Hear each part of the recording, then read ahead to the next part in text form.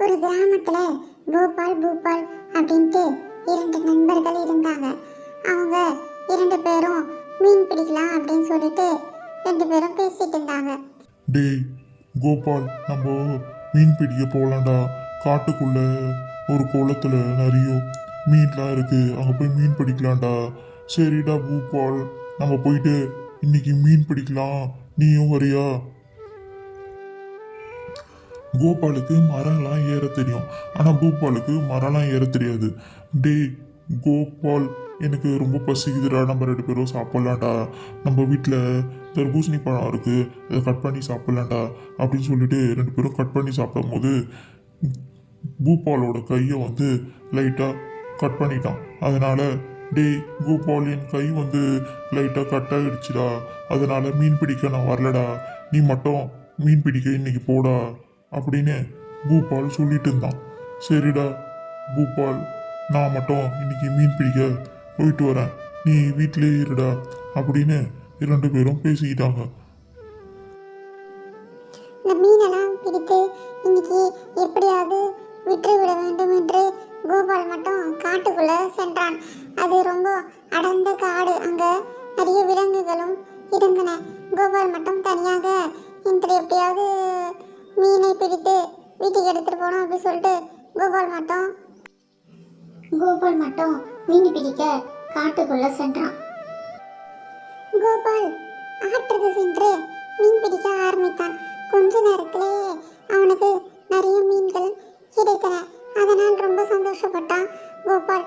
இன்னைக்கு வந்ததுக்கு இவ்வளோ மீன் கிடைச்சிருக்கு, நம்மளுக்கு இன்னைக்கு நல்ல லாபம் என்று கோபால் சொல்லி கொண்டிருந்தான். அந்த வனப்பகுதியில் நிறைய விலங்குகள் சுற்றி திரிவதால் ஏதோ விலங்கின் சத்தம் கோபாலுக்கு கேட்டது. இது புலியின் சத்தம் மாதிரி தெரிகிறது அப்படின்னு சொல்லிட்டு கோபால் அந்த இடத்தை விட்டு காட்டுக்குள் சென்றான். அதற்குள் அங்கு புலி வந்து விட்டது.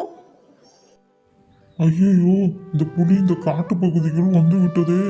நாம் இந்த புலிகிட்ட மாட்டினா இந்த புலிக்கு நான் தான் இரையாடுவேன் அப்படின்னு சொல்லிட்டு கோபால் ரொம்ப பயந்துட்டே இருந்தான்.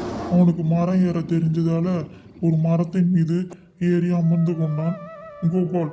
அதற்குள் புலி சற்று நேரத்திலேயே அந்த பகுதிக்குள் வந்து விட்டுடுது. ஐயோ, எப்படியோ தப்பிச்சோம், மரத்து மேலே நம்ம ஏறனா இந்த புலி நம்மளை கொன்று சாப்பிடுவோம் அப்படின்னு சொல்லிட்டு கோபால் பயத்தோட மரத்து மீதே அமர்ந்திருந்தான். அந்த புலி அரை மணி நேரமாக அந்த காட்டு பகுதிக்குள்ளே சுற்றி கொண்டு இருந்தது. பின்புதான் வேறொரு பகுதிக்கு செல்லலாம் என்று அந்த புலி அங்கிருந்து சென்றது. பின்பு கோபால் தன் வீட்டிற்கு சென்றான். கோபால் மிகவும் பதட்டத்தோடு தன் வீட்டிற்கு சென்றான்.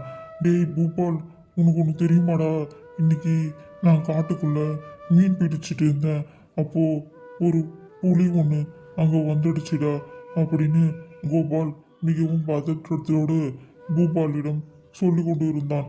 இன்று எப்படியோ நான் தப்பிச்சு பேச்சேன்டா. நீ இன்னைக்கு வந்திருந்தனா அந்த புள்ளிக்கிட்ட நீ மாட்டி நின்றுபடா பூபால். எப்படியோ இன்னைக்கு தப்பிச்சு பேச்சடா. அந்த விரல் வந்து உனக்கு அடிபட்டதால நீ வராம இருந்துட்ட, அது எல்லாம் அதனால தான் இன்னைக்கு எப்படியோ நீ தப்பிச்சு பேச்சடா பூபால். அப்பொழுதுதான் பூபாலுக்கும் புரிந்தது, எது நடந்தாலும் எல்லாம் நன்மைக்கே என்று இரண்டு நண்பர்களும் புரிந்து கொண்டனர். எப்படியோ புலிகிட்டந்து தப்பித்தோம் என்று நினைத்தனர்.